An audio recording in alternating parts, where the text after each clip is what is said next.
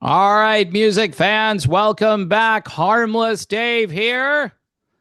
And yes, that music means it's another exciting edition of As the REO Turns.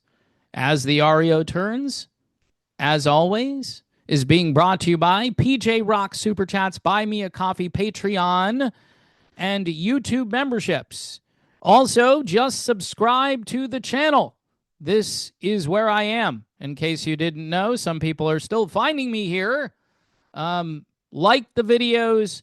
You might even want to share the videos, especially with old school REO Speedwagon fans who seem to appreciate these videos. So, we've got some interesting new developments in this soap opera, which continues to unfold. Remember, folks, Kevin Cronin says his current band is the same band as last year, same band as it ever was.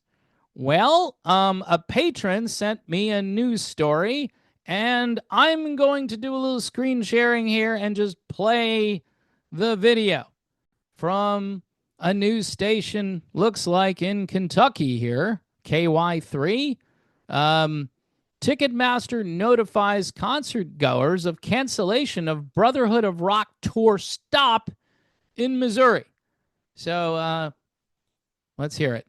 Holders for a Styx concert set for later this year at Thunder Ridge Nature Arena say Ticketmaster is telling them that event is now canceled. It's the first cancellation at the amphitheater south of Branson, which opened in May of last year. Styx was set to perform with Kevin Cronin, the former lead singer of REO Speedwagon, and Don Felder, former lead guitarist of the Eagles. It was part of their Brotherhood of Rock tour, which still has dates listed on Ticketmaster for other towns. But the concert at Thunder Ridge is no longer listed on their website. We reached out to folks at Thunder Ridge about why that concert was canceled, but we have not heard back yet. Okay, so they have no idea why the concert got canceled. So we can all speculate. I had another patron reach out to me, said they had tickets for this, and they were a little bummed out that it was being canceled. Notice how they call it a Styx concert, because Styx is the definitive headliner, because the other two artists on the bill are no longer in a band. And so they can't say, hey, it's Don Felder, I'm the Eagles. Nope. Hey, I'm Kevin Cronin. It's the same band as last year. It's REO Speedwagon. It's the same thing. And so that might not be working out so well.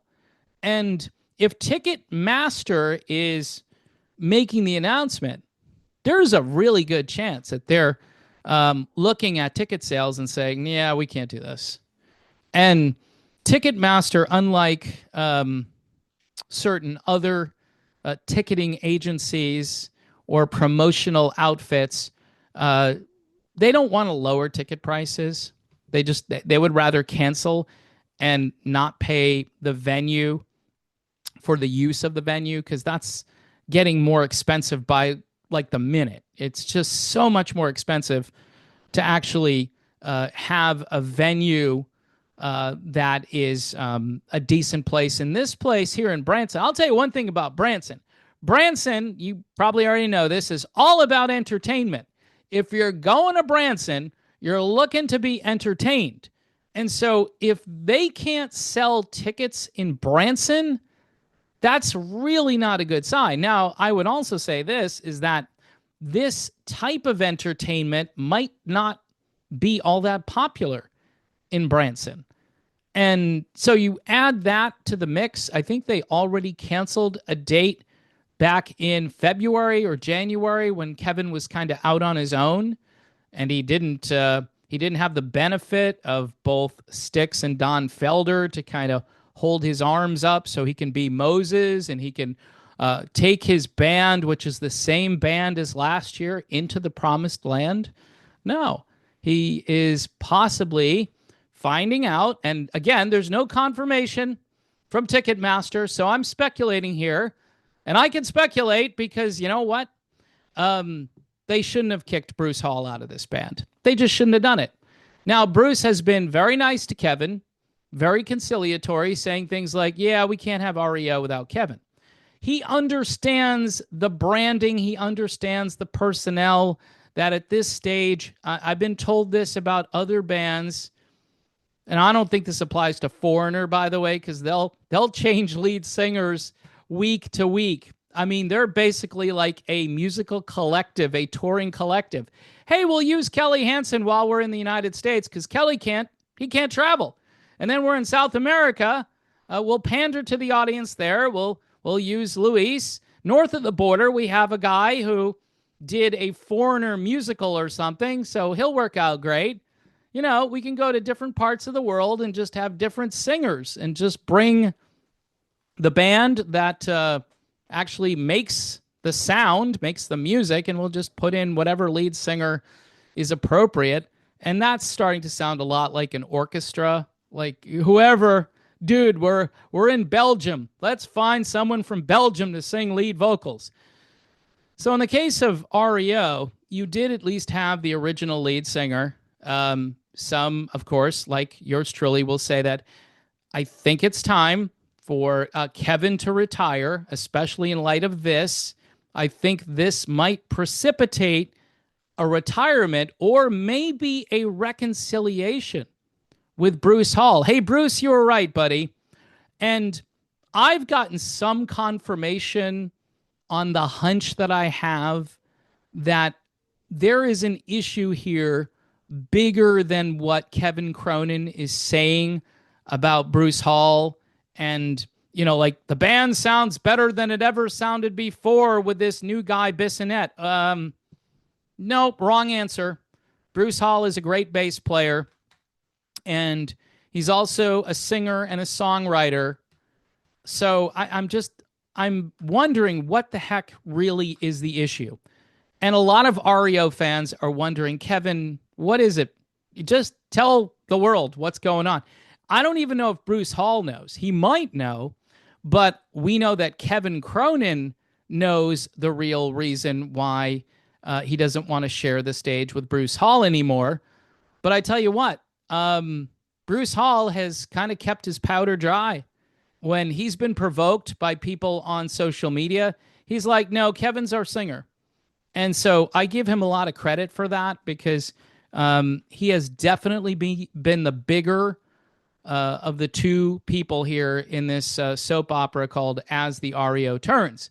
And so in the backdrop of that, you have this event coming up on June 14th, the classic REO Legacy event, and tickets are still on sale for that. I will post a link in the description for that. Hopefully that's not going to get canceled, right? What we really want is for that to sell out. So only a month or so left to get tickets for that. In the meantime, folks, another exciting edition of As the REO Turns is in the can. Before I go, though, I just wanted to share this album, which I did a little YouTube short for. And again, I really don't have the space to show this off, but this is the Paradise Theater album by Styx.